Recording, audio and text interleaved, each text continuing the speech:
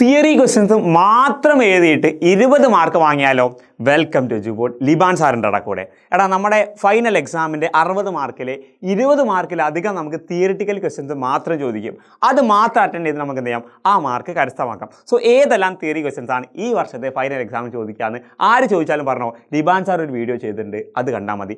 എല്ലാ ഫ്രണ്ട്സിനും നിങ്ങൾ എന്ത് ചെയ്യുക, ഇപ്പം തന്നെ ഇത് ഷെയർ ചെയ്ത് കൊടുക്കാം. അവർക്കൊക്കെ മാർക്ക് കിട്ടിക്കോട്ടെ. നിങ്ങൾക്കും എന്ത് ചെയ്യും, അതിലൂടെ കോളർ പൊന്തിക്കാം. നോക്കാം എന്താണ് ഒന്നാമത്തെ നോക്കാം. First, what are the objective of accounting? എപ്പോഴും എല്ലാ വർഷവും നല്ല ഇമ്പോർട്ടൻ്റ് ആയി ചോദിക്കുന്ന ക്വസ്റ്റ്യൻ ആണ് അക്കൗണ്ടിങ്ങിൻ്റെ ഒബ്ജക്റ്റീവ്. എന്തിനാണ് നിങ്ങൾ അക്കൗണ്ടിങ് ചെയ്യുന്നത്? 4 കാര്യങ്ങളുണ്ട്. എന്താണ്? ഒന്ന്, അല്ലേ, അക്കൗണ്ടിങ്ങിൻ്റെ റെക്കോർഡുകൾ, അല്ലേ, എല്ലാ അക്കൗണ്ടിങ്ങിൻ്റെ ഇടപാടുകളും സൂക്ഷിച്ച് രേഖപ്പെടുത്തി വെക്കാൻ വേണ്ടിയിട്ടാണ്. അതേപോലെ നമ്മുടെ ലാഭമാണോ നഷ്ടമാണോ, ബിസിനസ്സിൻ്റെ റിസൾട്ട് അറിയാമെന്നുള്ളതാണ് രണ്ടാമത്തത്. ബിസിനസ്സിൻ്റെ ഫിനാൻഷ്യൽ പൊസിഷൻ, നമ്മുടെ സാമ്പത്തിക അവസ്ഥ, നമ്മുടെ എത്ര ബാധ്യതയുണ്ട്, എത്ര അസറ്റ് ഉണ്ട്, ആർക്ക് പൈസ കൊടുക്കാനുണ്ട്, ആരൊക്കെ തരാനുണ്ട്, തുടങ്ങിയ കാര്യങ്ങൾ അറിയണം. അതേപോലെ നമ്മുടെ ബിസിനസ് ഇൻഫർമേഷൻ ചില ആൾക്കാർക്ക് വേണ്ടി വരും, അല്ലെ, ചില യൂസേഴ്സിന് നമ്മുടെ ഇൻഫർമേഷൻസ് വേണ്ടി വരും. അവർക്ക് ഇൻഫർമേഷൻ കൊടുക്കുക എന്നുള്ളത് നമ്മുടെ ബാധ്യതയാണ്. അത് കൊടുക്കണമെങ്കിൽ ആദ്യം എന്ത് ചെയ്യണം? ആ ഇൻഫർമേഷൻ റെക്കോർഡ് ചെയ്ത് വെക്കണം, അക്കൗണ്ട് ചെയ്ത് വെക്കണം. സോ ഈ 4 കാര്യങ്ങളാണ് പ്രധാനമായിട്ട് നമ്മൾ ചെയ്യേണ്ടത്. ഇതിലും കൂടുതലുണ്ട്, പക്ഷേ ഈ 4 നിങ്ങൾ പഠിച്ചു വെച്ചാൽ മതി. ഇനി നോക്കാം അക്കൗണ്ടിങ്ങിൻ്റെ യൂസേഴ്സ് ആരൊക്കെ. അക്കൗണ്ടിങ്ങിന് 2 തരം യൂസേഴ്സ് ഉണ്ട്. അതെന്ത് ചെയ്യും? ഒന്ന് ഇന്റേണൽ യൂസറാണ്, ഒന്ന് ഇന്റേണലാണ്, മറ്റൊന്ന് എക്സ്റ്റേണൽ യൂസേഴ്സാണ്. സോ പറഞ്ഞോ, താഴെ കമൻറ്റ് ചെയ്തോളൂ. എന്താ ഇന്റേണൽ യൂസേഴ്സും എക്സ്റ്റേണൽ യൂസേഴ്സും ആരൊക്കെയാണ്? ഇന്റേണൽ യൂസർ എന്ന് പറയുമ്പോൾ ആരൊക്കെയാണ്? നമ്മുടെ എംപ്ലോയീസ് വരും, അല്ലേ, എംപ്ലോയീസിലെ EMPLO സ്പെല്ലിംഗ് ഫുള്ള് തെറ്റാണോ? എംപ്ലോയീസ് വരും. അതേപോലെ ബിസിനസ്സിൻ്റെ ഓണർ വരും. അതേപോലെ സൂപ്പർവൈസർ വരും. ഇതെന്താ ഫുള്ള് സ്പെല്ലിംഗ് തെറ്റുന്നുണ്ടല്ലോ? സൂപ്പർവൈസർ വരും. പിന്നെ ആരൊക്കെയാണ്? നമ്മുടെ താഴെക്കിടെ ജോലി ചെയ്യുന്ന ആൾക്കാർ, മാനേജേഴ്സ് വരും. അങ്ങനെ പല ആൾക്കാരുണ്ട്. ജസ്റ്റ് ഒരു 4 ആൾക്കാർ നിങ്ങൾ എന്ത് ചെയ്താൽ മതി, ഓർത്ത് വെച്ചാൽ മതി. ഇനി എക്സ്റ്റേണൽ, പുറത്തുള്ള ആൾക്കാർ ആരൊക്കെയാണ്? ബാങ്ക് വരും. അതേപോലെ ബാങ്ക് ക്രെഡിറ്റേഴ്സ് വരും. ഗവൺമെൻറ് വരും. എന്താണ്? ഗവൺമെൻറ് വരും. ട്രേഡ് യൂണിയൻസ്, അല്ലേ, ഗവൺമെൻറ് വരും. ഗവൺമെൻറ് വരും. ട്രേഡ് യൂണിയൻസ്, അല്ലേ, ട്രേഡ് യൂണിയൻസ്. ഇവർക്കൊക്കെ എന്നിട്ട് നമ്മുടെ ബിസിനസ്സിൻ്റെ ഇൻഫർമേഷൻസ് ഉണ്ടല്ലോ, അവർക്ക് ആവശ്യമുണ്ടാകും. സോ ഇതാണ് യൂസേഴ്സ്. അത് എക്സ്റ്റേണലും ഇൻറ്റേണലാണ്. ചിലപ്പോൾ ഇത് ഡയറക്റ്റായി ചോദിക്കും, അല്ലെങ്കിൽ കുറച്ച് ഐറ്റം തരും, എന്നിട്ട് എക്സ്റ്റേണലും ഇൻറ്റേണലും അങ്ങോട്ടും ഇങ്ങോട്ടും മാറ്റി കാണിക്കാൻ വേണ്ടിയിട്ട് എന്ത് ചെയ്യും, പറയും. സോ ഏത് വന്നാലും എന്ത് ചെയ്യണം, നിങ്ങൾ സിമ്പിളായിട്ട് ചെയ്യണം. അക്കൗണ്ടിങ്ങിന് ക്വാളിറ്റേറ്റീവ് ആയുള്ള ക്യാരക്ടറിസ്റ്റിക്സ്, അഥവാ അക്കൗണ്ടിങ് ഇൻഫർമേഷൻസിന്, ഒരു അക്കൗണ്ടിങ്ങിന് ഇൻഫർമേഷൻ ചെയ്യുമ്പം അതിൻ്റെ അടിസ്ഥാനപരമായി വേണ്ട ക്വാളിറ്റേറ്റീവ് ക്യാരക്ടറിസ്റ്റിക്സ് എന്താ? 1 റിലയബിലിറ്റി, 2 റിലവൻസ്, 3 അണ്ടർസ്റ്റാൻഡബിലിറ്റി, 4 കമ്പാരബിലിറ്റി. എന്താ റിലയബിലിറ്റി എന്ന് പറഞ്ഞാൽ നമുക്ക് വിശ്വാസയോഗ്യമായിരിക്കും. എന്ത് ഡാറ്റ ഉണ്ടെങ്കിലും അത് നമുക്ക് എന്ത് ചെയ്യണം, അത് ഓക്കെയാണ്, അത് ശരിയാണെന്ന് ഉറപ്പ് വരുത്താൻ പറ്റണം. എങ്ങനെ ഉറപ്പ് വരുത്താം? അതിൻ്റെ തെളിവ് അതിൻ്റെ കൂടെ ഉണ്ടായിരിക്കണം. രണ്ടാമത് റിലവൻസ്, അഥവാ ആവശ്യമുള്ള വസ്തു ആവശ്യമുള്ള സമയത്ത് നമുക്ക് എന്ത് ചെയ്യണം, അത് കിട്ടിയിരിക്കണം. അതിനാണ് റിലവൻസ് എന്ന് പറയുന്നത്. മൂന്നാമത്തത് ഈസിലി, ഏതൊരാൾക്കും അത് കമ്മ്യൂണിക്കേറ്റ് ചെയ്താൽ അവർക്ക് മനസ്സിലാവുന്ന രീതിയിലാവണം, അത്രയും അണ്ടർസ്റ്റാൻഡബിൾ ആയിരിക്കണം. Last one comparability. ഈ ബിസിനസ്സിൻ്റെ ഇൻഫർമേഷൻ പരസ്പരം 2 ആൾക്കാർ നോക്കിയാൽ എന്ത് ചെയ്യണം, കമ്പയർ ചെയ്യാൻ പറ്റും. നമ്മുടേതും മറ്റൊരാളുടേതും, അല്ലെങ്കിൽ നമ്മുടെ ഈ വർഷത്തേതും കഴിഞ്ഞ വർഷത്തേതും നമുക്ക് എന്ത് ചെയ്യണം, പരസ്പരം കമ്പയർ ചെയ്യാൻ എന്ത് ചെയ്യണം, പറ്റിയിരിക്കണം. നെക്സ്റ്റ്, താഴെ കാണുന്ന ഐറ്റംസിനെ കുറിച്ച് ഷോർട്ട് നോട്ട് ചെയ്യാം. Drawings, closing stock, profit, source document. So 4 ഐറ്റംസുകളുള്ളത്, അല്ലേ, ഡ്രോയിങ്സ്, ക്ലോസിംഗ് സ്റ്റോക്ക്, പിന്നെ പ്രോഫിറ്റും സോഴ്സ് ഡോക്യുമെൻറ്റ്. എന്താ ഡ്രോയിങ്സ് എന്ന് പറഞ്ഞാൽ സ്വകാര്യ ആവശ്യത്തിന് വേണ്ടി, അല്ലേ, പേഴ്സണൽ ആവശ്യത്തിന് വേണ്ടിയിട്ട് ബിസിനസ്സിൻ്റെ ഓണർ ബിസിനസ്സിന് പൈസ എടുക്കുന്നുണ്ടെങ്കിൽ അതിനാണ് എന്ത് പറയുന്നത്, ഡ്രോയിങ്സ് എന്ന് പറയാം. അതേപോലെ ഒരു വർഷാവസാനം അൺസോൾഡ് ആയി കിടക്കുന്ന, ബാലൻസ് ആയി കിടക്കുന്ന സ്റ്റോക്കിനാണ് ക്ലോസിംഗ് സ്റ്റോക്ക് എന്ന് പറയാം. എക്സ്പെൻഡിച്ചർ, നമ്മുടെ ചെലവിനേക്കാൾ കൂടുതൽ വരവുണ്ടെങ്കിൽ, അല്ലേ, if the income is greater than the expenditure, അതിനാണ് എന്ത് പറയുന്നത്, പ്രോഫിറ്റ് എന്ന് പറയുന്നത്. അതേപോലെ സോഴ്സ് ഡോക്യുമെന്റ് എന്ന് പറഞ്ഞാൽ ഒരു ട്രാൻസാക്ഷൻ ഉണ്ടെങ്കിൽ ആ ട്രാൻസാക്ഷൻസിനെ സപ്പോർട്ട് ചെയ്യുന്ന തെളിവ്, എവിഡൻസിനാണ് എന്ത് പറയുന്നത്, സോഴ്സ് ഡോക്യുമെന്റ് എന്ന് പറയുന്നത്, അല്ലെങ്കിൽ വൗച്ചർ എന്ന് പറയുന്നത്. അടുത്തത്, എല്ലാ ഡെബിറ്റിനും അതേ ഈക്വൽ ആയിട്ട് ഒരു ക്രെഡിറ്റ് ഉണ്ടാകും. ഏത് അക്കൗണ്ടിങ്ങിൻ്റെ പ്രിൻസിപ്പിളാണ് ഇത് ഉദ്ദേശിക്കുന്നത്? ഇതെന്താ അക്കൗണ്ടിങ്ങിൻ്റെ എന്താണ്, ഡബിൾ എൻട്രി, അല്ലെങ്കിൽ ഡുവാലിറ്റി കോൺസെപ്റ്റ്, അല്ലെങ്കിൽ ഡബിൾ എൻട്രി കോൺസെപ്റ്റ് ആണ്. ഡബിൾ എൻട്രി കോൺസെപ്റ്റ് ആണ് കേട്ടോ, കോൺസെപ്റ്റ് ആണ്. ഈ കോൺസെപ്റ്റ് എന്താ പറയുന്നത്, എവറി ട്രാൻസാക്ഷൻ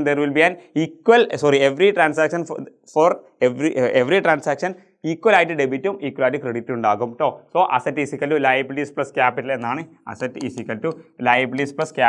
ഈ ഒരു ഇക്വേഷൻ, അല്ലെങ്കിൽ ഈ ഒരു കോൺസെപ്റ്റ് പറയുന്നത്. Right any 4 example of source document, അഥവാ ഒരു ട്രാൻസാക്ഷൻസിൻ്റെ തെളിവിൻ്റെ 4 എക്സാമ്പിൾ പറയാം. ബില്ല് ഒരു എക്സാമ്പിളാണ്, ബില്ല്. അതേപോലെ ഇൻവോയ്സ് ഒരു എക്സാമ്പിളാണ്. പിന്നെ എന്തുണ്ടാ, ബാങ്കിൻ്റെ സ്ലിപ്പ്, എന്താ, ബാങ്ക് സ്ലിപ്പ് ഉണ്ട്. അതേപോലെ എന്തുണ്ട്, പേ പേ സ്ലിപ്പ്, ഇതൊക്കെ എന്താണ് നമ്മുടെ ഓരോരോ എക്സാമ്പിളുകളാണ്. സോഴ്സ് ഡോക്യുമെൻ്റ് എക്സാമ്പിൾ തരും. ചിലപ്പം സോഴ്സ് ഡോക്യുമെൻറ്റ് തന്നിട്ട് എന്ത് ചെയ്യും, അത് എന്തിൻ്റെ സോഴ്സ് ഡോക്യുമെൻ്റ് ആണെന്ന് ചോദിക്കും. അതേപോലെ ക്രെഡിറ്റ് നോട്ട്, ഡെബിറ്റ് നോട്ട് ഒക്കെ എന്താണ് സോഴ്സ് ഡോക്യുമെൻ്റ് ആണ് കേട്ടോ. ഇനി അക്കൗണ്ടിങ്ങിന് 3 ബ്രാഞ്ചസ് എക്സ്പ്ലെയിൻ ചെയ്യണം. ഒന്ന് ഫിനാൻഷ്യൽ അക്കൗണ്ടിങ്, നമ്മുടെ trading account, profit and loss account, balance sheet prepare ചെയ്യുന്ന നമ്മുടെ ബിസിനസ്സിൻ്റെ ഫിനാൻഷ്യൽ റിസൾട്ട് കാൽക്കുലേറ്റ് ചെയ്യുന്ന അക്കൗണ്ടിങ്ങിനാണ് ഫിനാൻഷ്യൽ അക്കൗണ്ടിങ് എന്ന് പറയുന്നത്. രണ്ടാമത് കോസ്റ്റ് അക്കൗണ്ടിങ്, ഒരു പ്രൊഡക്ഷൻ്റെ കോസ്റ്റ് അറിയാനോ അല്ലെങ്കിൽ ഒരു വസ്തുവിൻ്റെ ഒരു പ്രൊഡക്റ്റിൻ്റെ പ്രൈസ് കാൽക്കുലേറ്റ് ചെയ്യാനോ വേണ്ടിയിട്ടാണ് നമ്മൾ കോസ്റ്റ് അക്കൗണ്ടിങ് യൂസ് ചെയ്യുന്നത്. ലാസ്റ്റ് ആണ് മാനേജ്മെൻറ്റ് അക്കൗണ്ടിങ്, നമ്മുടെ ബിസിനസ്സിലുള്ള ഡിസിഷൻ മേക്കിങ്ങിന് വേണ്ടിയിട്ട് മാനേജ്മെൻറ്റ് യൂസ് ചെയ്യുന്ന അക്കൗണ്ടിങ് ആണ് എന്ത് മാനേജ്മെൻറ്റ് അക്കൗണ്ടിങ് എന്ന് പറയുന്നത്. അക്കൗണ്ടിങ്ങിന് 4 കോൺസെപ്റ്റ് ഉണ്ട്, അത് എക്സ്പ്ലെയിൻ ചെയ്യണം. 4 അല്ല 5 ഉണ്ട് കേട്ടോ. അതിൽ 4 എക്സ്പ്ലെയിൻ ചെയ്താൽ മതി എന്നാണ്. അപ്പം നമുക്ക് എല്ലാം നമുക്ക് നോക്കാം. അക്കൗണ്ടിങ് പീരീഡ് കോൺസെപ്റ്റ് എന്താ? അക്കൗണ്ടിങ് പീരീഡ് കോൺസെപ്റ്റ് എന്ന് പറഞ്ഞാൽ ഒരു ബിസിനസ്സിൽ എന്ത് ചെയ്യണം, ഒരു വർഷത്തേക്കായിരിക്കണം അല്ലേ, ഏപ്രിൽ 1 മുതൽ മാർച്ച് 31 വരെയുള്ള ഒരു 12 മാസക്കാലങ്ങളിലേക്കാണ് നമ്മൾ എന്ത് ചെയ്യുന്നത്, അക്കൗണ്ടിങ്ങിൻ്റെ റെക്കോർഡ്സുകൾ സൂക്ഷിക്കുന്നത്. അപ്പം നമ്മൾ പ്രോഫിറ്റ് ആൻഡ് അക്കൗണ്ടോ ബാലൻസ് ഷീറ്റോ അക്കൗണ്ടിങ്ങിന് ഇൻഫർമേഷൻ പ്രിപ്പയർ ചെയ്യുമ്പോൾ ഒരു വർഷത്തേക്കാണ് നമ്മൾ എന്ത് ചെയ്യുന്നത്, പ്രിപ്പയർ ചെയ്യേണ്ടത്. അതിനാണ് പീരീഡ് കോൺസെപ്റ്റ് എന്ന് പറയുന്നത്. ബിസിനസ് എൻറ്റിറ്റി കോൺസെപ്റ്റ് എന്താ? എൻറ്റിറ്റി കോൺസെപ്റ്റ് അക്കൗണ്ടിങ്ങിൽ എന്താണ്, ബിസിനസ്സിനും എൻറ്റിറ്റിക്കും അഥവാ ബിസിനസ്സും ഓണറും രണ്ടും സെപ്പറേറ്റ് ആണ്. ബിസിനസ്സിന് ഒരു വ്യത്യസ്തമായ സ്വതന്ത്രമായ ഒരു എൻറ്റിറ്റി, ഒരു എക്സിസ്റ്റൻസ് ഉണ്ട് എന്നാണ് അതുകൊണ്ട് പറയുന്നത്. മൂന്നാമത്തത് മണി മെഷർമെൻറ്റ്. എന്താ മണി മെഷർമെൻറ്റ് കോൺസെപ്റ്റ് പ്രകാരം എല്ലാ ട്രാൻസാക്ഷൻസും എല്ലാ ഇടപാടുകൾക്കും മണി വാല്യൂവിൽ, മോണിറ്ററി വാല്യൂവിൽ, പണത്തിൻ്റെ മൂല്യത്തിൽ എഴുതാൻ പറ്റുമെങ്കിൽ മാത്രമേ റെക്കോർഡ് ചെയ്താൽ മതി, അല്ലാത്ത കാര്യങ്ങൾ റെക്കോർഡ് ചെയ്യേണ്ട. അപ്പോൾ ഫോർ എക്സാമ്പിൾ ഒരാൾക്ക് നല്ല കഴിവുണ്ട്, ആ കഴിവ് നമുക്ക് റെക്കോർഡ് ചെയ്യാൻ പറ്റുമോ? പറ്റൂല. പക്ഷേ അയാൾക്ക് ആ കഴിവിനനുസരിച്ച് നമ്മൾ 10,000 രൂപ സാലറി കൊടുക്കുന്നുണ്ട്. ആ സാലറി കൊടുത്താൽ പണത്തിൻ്റെ മൂല്യമല്ലേ 10,000. സോ അതെന്ത് ചെയ്യാൻ പറ്റും, നമുക്ക് റെക്കോർഡ് ചെയ്യാൻ പറ്റും. നെക്സ്റ്റ് മാച്ചിങ് കോൺസെപ്റ്റ്, ഓരോ വർഷത്തെ എക്സ്പെൻസ് എന്ത് ചെയ്യണം, അതത് വർഷത്തെ ഇൻകം ആയിട്ട് എന്ത് ചെയ്യണം, നമ്മൾ മാച്ച് ചെയ്തിരിക്കും. അതാണ് മാച്ചിങ് കോൺസെപ്റ്റ് എന്ന് പറയുന്നത്. നെക്സ്റ്റ് കൺസർവേറ്റീവ് കോൺസെപ്റ്റ് എന്താ? ആൻറ്റിസിപ്പേറ്റ് ഫോർ ഓൾ, എന്താണ്? For all future future loss. ഫ്യൂച്ചറായിട്ടൊരു ലോസ് വരാൻ സാധ്യത ഉണ്ടെങ്കിൽ ആ ലോസ് നമ്മൾ എന്ത് ചെയ്യണം, അക്കോമഡേറ്റ് ചെയ്യണം. അത് നമ്മൾ എന്ത് ചെയ്യണം, അക്കൗണ്ട് ചെയ്യണം. പക്ഷേ പ്രോഫിറ്റ് ഉണ്ടെങ്കിൽ അത് അക്കൗണ്ട് ചെയ്യരുത്. അതിനാണ് കൺസർവേറ്റിസം അല്ലെങ്കിൽ പ്രുഡൻസ് കോൺസെപ്റ്റ് എന്ന് പറയുന്നത്. നോക്കാം, നമുക്ക് മാച്ച് ദ ഫോളോയിങ് ആണ്. ക്ലോസിംഗ് സ്റ്റോക്ക് എന്ത് ചെയ്യും, മാർക്കറ്റ് വാല്യൂ അല്ലെങ്കിൽ കോസ്റ്റ് ഏറ്റവും കുറഞ്ഞ റേറ്റ് ഇപ്പോഴത്തെ അത് വാങ്ങിയ പ്രൈസിനാണോ അല്ലെങ്കിൽ ഇപ്പോൾ അതിൻ്റെ വാല്യൂ അതിലേതാണോ കുറഞ്ഞ റേറ്റ്, അതാണ് റെക്കോർഡ് ചെയ്യുന്നത്. അതെന്താണ്, അത് ഈ കൺസർവേറ്റിസം അല്ലെങ്കിൽ പ്രുഡൻസ് കോൺസെപ്റ്റ് പ്രകാരമാണ്. ഇവിടെയാണ് പ്രിൻസിപ്പൾ ഓഫ് കൺസർവേറ്റിസം ആണ്. അഥവാ നഷ്ടം മുൻകൂട്ടി ഒരു നഷ്ടം കണ്ടാൽ അത് റെക്കോർഡ് ചെയ്തിരിക്കണം. എല്ലാ ട്രാൻസാക്ഷനും 2 ആസ്പെക്റ്റ് ഉണ്ടാകും. അത് ഏതാണ്, നമ്മുടെ ഡുവൽ ആസ്പെക്റ്റ് കോൺസെപ്റ്റ് ആണ്. അതേപോലെ business events are not record അല്ലേ, എല്ലാ ബിസിനസ് ഈവൻറ്റും നമ്മൾ എന്ത് ചെയ്യില്ല, റെക്കോർഡ് ചെയ്യില്ല. അതെന്ത് കാരണം, അത് മണി മെഷർമെൻറ്റ് കോൺസെപ്റ്റ് കാരണം എന്താണ്, മണി മെഷർമെൻറ്റ് കോൺസെപ്റ്റ് പ്രകാരം നമുക്ക് എന്ത് മാത്രമേ റെക്കോർഡ് ചെയ്യുള്ളൂ, നമ്മളെ മണി വാല്യൂടെ റെക്കോർഡ് ചെയ്യാൻ പറ്റിയ കാര്യങ്ങൾ മാത്രമേ റെക്കോർഡ് ചെയ്യുകയുള്ളൂ.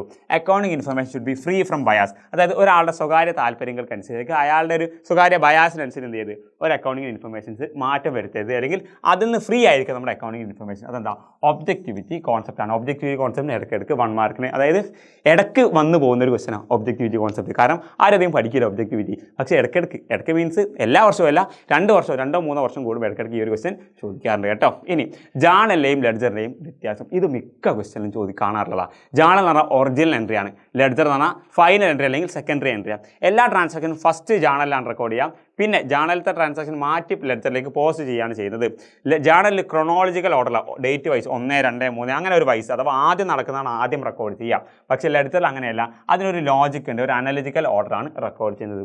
ജേണൽ റെക്കോർഡ് ചെയ്യുന്നത് ജേണലൈസിങ് എന്നാണ് പറയുക, ലെഡ്ജർ റെക്കോർഡ് ചെയ്യുന്നത് പോസ്റ്റിംഗ് എന്നാണ് പറയുന്നത്. സോ ഞാൻ 4 എക്സ്പ്ലെയിൻ ചെയ്തുള്ളൂ, നിങ്ങൾക്ക് ഇഷ്ടമുള്ളത് എന്ത് ചെയ്യാം, പഠിക്കാം. 4-3 മാത്രം നിങ്ങൾ പഠിച്ചാൽ മതി കേട്ടോ. ഇനി നമ്മുടെ ബാങ്ക് റീകൺസിലിയേഷൻ സ്റ്റേറ്റ്മെൻറ്റ് ചാപ്റ്ററിലെ പാസ്ബുക്കിൻ്റെയും ക്യാഷ് ബുക്കിൻ്റെയും ബാലൻസുകൾ വ്യത്യാസം വരാനുള്ള ഒരുപാട് സാഹചര്യങ്ങളെ ഒരുപാട് കോഴ്സസ് പഠിപ്പിച്ചിട്ടുണ്ട്. ആ കോഴ്സസ് ഏതെല്ലാം നോക്കാം. 5 കോഴ്സാണ് ചോദിക്കുന്നത്. സോ നമുക്ക് നോക്കാം. First, cheque issued by the bank but not presented. നമ്മൾ ഒരു ചെക്ക് ഇഷ്യൂ ചെയ്തു, എന്ത് ചെയ്തു, ഒരു ചെക്ക് ഇഷ്യൂ ചെയ്തു, പക്ഷേ അതെന്ത് ചെയ്തില്ല, അത് പേയ്മെൻറ്റിന് വേണ്ടി പ്രസൻറ്റ് ചെയ്തില്ലെങ്കിൽ ചെക്ക് ഇഷ്യൂഡ് ബൈ ബാങ്ക് ആക്കേണ്ട, cheque issued by the customer എന്ന് കൊടുക്കാം. എന്താണ് cheque issued by the customer not presented for payment. നമ്മൾ ചെക്ക് കൊടുത്തു, പക്ഷേ ആ ചെക്ക് എന്ത് ചെയ്തില്ല, അയാൾ ബാങ്കിൽ കൊണ്ടുപോയിട്ട് ഡെപ്പോസിറ്റ് ചെയ്തിട്ടില്ല. അതാണ് ഫസ്റ്റത്തെ കാര്യം. രണ്ടാമത്, ചെക്ക് പെയ്ഡ്. നമ്മൾ ബാങ്കിലേക്ക് ഒരു ചെക്ക് പേ ചെയ്തു, പക്ഷേ ബാങ്ക് എന്ത് ചെയ്തിട്ടില്ല, ആ ചെക്ക് കളക്ട് ആക്കി ക്യാഷ് ആക്കി കൊണ്ടുവന്നിട്ടില്ല. അതാണ് രണ്ടാമത്തത്. ഇനി direct debit made behalf of the customer. കസ്റ്റമർക്ക് വേണ്ടി ബാങ്ക് എന്തെങ്കിലും പേയ്മെൻറ്റ് ചെയ്ത്, ഒന്നെങ്കിൽ ബാങ്ക് നമ്മുടെ റെൻറ്റോ നമ്മുടെ സാലറിയോ കൊടുക്കുന്നുണ്ടെങ്കിൽ അതാണ് അതിനെ കൊണ്ട് ഉദ്ദേശിക്കുന്നത്. അല്ലെങ്കിൽ നമ്മുടെ എക്സ്പെൻസുകൾ അഥവാ ഇൻട്രസ്റ്റ് ഉണ്ടാവും, അല്ലെങ്കിൽ ബാങ്കിൻ്റെ ചാർജുകൾ, അതൊക്കെയാണ് ഇതിനെ കൊണ്ട് ഉദ്ദേശിക്കുന്നത് കേട്ടോ. ഡയറക്റ്റ് ഡെബിറ്റ് എന്ന് പറയുന്നത്. Next amount directly deposit in the bank account. നമ്മുടെ കസ്റ്റമർ ഡയറക്റ്റ് ആയിട്ട് നമ്മുടെ അക്കൗണ്ടിലേക്ക് പൈസ ഡെപ്പോസിറ്റ് ചെയ്താൽ എന്ത് ചെയ്യും, അത് ചേഞ്ചിന് കാരണമാകും. അതുപോലെ നമ്മുടെ ഇൻട്രസ്റ്റ് ഡിവിഡൻഡ്, നമുക്ക് എന്തെങ്കിലും ഇൻട്രസ്റ്റ് ഡിവിഡൻഡ് ഇങ്ങോട്ട് കിട്ടുന്ന പൈസ ഉണ്ടെങ്കിൽ അത് ബാങ്കിലേക്ക് വന്നാൽ എന്ത് ചെയ്യും, അതും ചേഞ്ചസിന് കാരണമാക്കും. അതേപോലെ direct payment made by the bank on behalf of customer. നമുക്ക് വേണ്ടി ഇത് ബാങ്ക് ചാർജ് ഇൻട്രസ്റ്റുകളല്ലേ, അതേപോലെ നമുക്ക് വേണ്ടി വേറെ എന്തെങ്കിലും പേയ്മെൻറ്റുകൾ ബാങ്ക് നടത്തുകയാണെങ്കിൽ അതിനാണ് ഇതിൽ കൊണ്ട് ഉദ്ദേശിക്കുന്നത്. അതുപോലെ ചെക്ക് അല്ലെങ്കിൽ ബിൽസോ കൊടുത്തിട്ടുണ്ടെങ്കിൽ അത് ഡിസോണർ ആവുക, ബിൽസോ ചെക്കോ ഡിസോണർ ആവുന്നുണ്ടെങ്കിൽ അതും എന്ത് ചെയ്യും, നമ്മുടെ ബാങ്കിലെ ബാലൻസും ക്യാഷ് ബുക്കിലെ ബാലൻസും തമ്മിൽ വ്യത്യാസം വരാനുള്ള സാധ്യതയുണ്ട്. ഇനി നമുക്ക് എന്ത് ചെയ്യാം, നാല് ഐറ്റംസുകളുണ്ട്. Person who owes money to enterprise, ബിസിനസ്സിലേക്ക് പൈസ തരാനുള്ള ആൾക്ക് എന്താ പറയുക, ഡെപ്റ്റർ എന്നാണ് പറയുന്നത്. Withdrawal of money or goods by the owner from business for personal use, നമ്മൾ ഡ്രോയിങ്സ് ഓൾറെഡി പഠിച്ചിട്ടുണ്ട്. പ്രോഫിറ്റ് നമ്മൾ ഓൾറെഡി പഠിച്ചിട്ടുണ്ട്. എക്കണോമിക് റിസോഴ്സ് ഓഫ് എൻ്റർപ്രൈസ്, ഒരു എൻ്റർപ്രൈസ് ഒരു ബിസിനസ്സിലെ എക്കണോമിക് റിസോഴ്സ് അല്ലേ, നമ്മുടെ റിസോഴ്സുകൾക്കാണ് എന്ത് പറയുന്നത്, അസറ്റ് എന്ന് പറയുന്നത്. അടുത്ത എന്താ, ട്രയൽ ബാലൻസ് എന്തിനാണ് പ്രിപ്പയർ ചെയ്യുന്നത്, 3 കാര്യങ്ങളാണ്. ഒന്നെന്താണ്, ലെഡ്ജർ അക്കൗണ്ടിൻ്റെ അരിത്തമെറ്റിക്കൽ അക്കൗണ്ട്സ്, നമ്മുടെ പ്ലസ് മൈനസ് ടോട്ടല് ബാലൻസ് ചെയ്യുന്നത്, അതിലൊക്കെ എന്തെങ്കിലും മിസ്റ്റേക്ക് ഉണ്ടെങ്കിൽ അത് കാണാൻ വേണ്ടിയിട്ടാണ് ഒന്നാമത്. രണ്ടാമത് ലൊക്കേറ്റ് എറർ, എന്താണ്, എന്തെങ്കിലും എറേഴ്സ് വന്നിട്ടുണ്ടെങ്കിൽ ആ എറേഴ്സ് കണ്ടെത്തണം. അതേപോലെ ഫൈനൽ അക്കൗണ്ട്സ് പ്രിപ്പയർ ചെയ്യാൻ വേണ്ടിയിട്ട്, അഥവാ ബാലൻസ് ഷീറ്റും പ്രോഫിറ്റ് ആൻഡ് ലോസ് ഒക്കെ പ്രിപ്പയർ ചെയ്യാൻ നമ്മൾ ഹെൽപ്പ് ചെയ്യും ആര്, ഈ പറയപ്പെട്ട ട്രയൽ ബാലൻസ് കേട്ടോ. ഇനി അടുത്തൊരു ക്വസ്റ്റ്യൻ എന്താണെന്ന് വെച്ചാൽ, നമ്മുടെ എറേഴ്സ് ഉണ്ടല്ലോ, എന്താണ് എറേഴ്സ്, ഈ എറേഴ്സിൻ്റെ ടൈപ്പുകൾ എന്തൊക്കെയാണ്, എറേഴ്സിൻ്റെ ടൈപ്പ് എന്താണ്, ഒന്ന് എറർ ഓഫ് കമ്മീഷൻ, എന്താണ് എറർ ഓഫ് കമ്മീഷൻ, നമ്മുടെ കയ്യിൽ നിന്ന് വന്ന് പോയ മിസ്റ്റേക്ക്, അതായത് മിസ്റ്റേക്ക് കാരണം തെറ്റിപ്പോയ അതിനാണ് എറർ ഓഫ് കമ്മീഷൻ എന്ന് പറയാം. രണ്ടാമത് ഒമിഷനാണ്. ഒമിഷൻ എന്ന് പറഞ്ഞാൽ എന്താ, നമ്മുടെ കയ്യിൽ നിന്ന് വിട്ടു പോകുന്ന ഐറ്റംസുകൾക്കാണ് ഒമിഷൻ എന്ന് പറയാം. നെക്സ്റ്റ് എന്താ പറയുന്നത്, എറർ ഓഫ് പ്രിൻസിപ്പൽ എന്ന് പറയുമ്പോൾ എന്താണ്, നമ്മുടെ അക്കൗണ്ടിങ്ങിലെ കോൺസെപ്റ്റുകൾ ഉണ്ടല്ലോ, നമ്മൾ രണ്ടാമത്തെ ചാപ്റ്റർ പഠിക്കുന്നത്, ഈ കോൺസെപ്റ്റുകൾ വിരുദ്ധമായിട്ട് എന്തെങ്കിലും റെക്കോർഡ് ചെയ്താൽ, അഥവാ പർച്ചേസ് ബുക്കിലുള്ള ഐറ്റംസ് ക്യാഷ് ബുക്കിൽ റെക്കോർഡ് ചെയ്യുക, അതൊരു മിസ്റ്റേക്കാണ്. പക്ഷേ എന്ത് തരം മിസ്റ്റേക്ക്, അക്കൗണ്ടിങ്ങിൻ്റെ പ്രിൻസിപ്പളിനെ തെറ്റിക്കുന്ന മിസ്റ്റേക്ക് ആണെങ്കിൽ അതിന് പ്രിൻസിപ്പൽ എറർ എന്നാണ് പറയുക. ലാസ്റ്റ് വൺ എന്താ, കോമ്പൻസേറ്റിംഗ് എറർ. എന്താ കോമ്പൻസേറ്റിംഗ് എറർ എന്ന് പറഞ്ഞാൽ, നമ്മൾ ഒരു എറർ സംഭവിച്ചു, ഈ ഒരു എറർ കാരണം മറ്റൊരു എറർ ഇല്ലാണ്ടായി, 2 എറർ വന്നിട്ട് 2 എററും ക്യാൻസൽ ആയിപ്പോയി. അഥവാ ഒരു ഡെബിറ്റിൽ 1000 രൂപ കൂട്ടി, അതേപോലെ ഇപ്പുറം ക്രെഡിറ്റിലും 1000 രൂപ കൂട്ടി, ഒരു തെറ്റിനെ മറ്റൊരു തെറ്റ് കൊണ്ട് എന്ത് ചെയ്തു, നമ്മൾ കൂട്ടിമുട്ടിച്ചു, അങ്ങനെ 2 തെറ്റും ഇല്ലാണ്ടായി. അതിനാണ് കോമ്പൻസേറ്റിംഗ് എറർ എന്ന് പറയുന്നത്. സെറ്റല്ലേ? ഓൾമോസ്റ്റ് ഈ ക്വസ്റ്റ്യൻസ് 20 മാർക്ക് നിങ്ങളുടെ ഫൈനൽ എക്സാമിന് ഉറപ്പായിട്ട് ചോദിക്കും. മക്കളെ മാക്സിമം ഫ്രണ്ട്സിന് ഷെയർ ചെയ്യുക, നല്ല മാർക്ക് സ്കോർ ചെയ്യാൻ വേണ്ടി നോക്കുക, നന്നായിട്ട് എക്സാം ചെയ്യുക.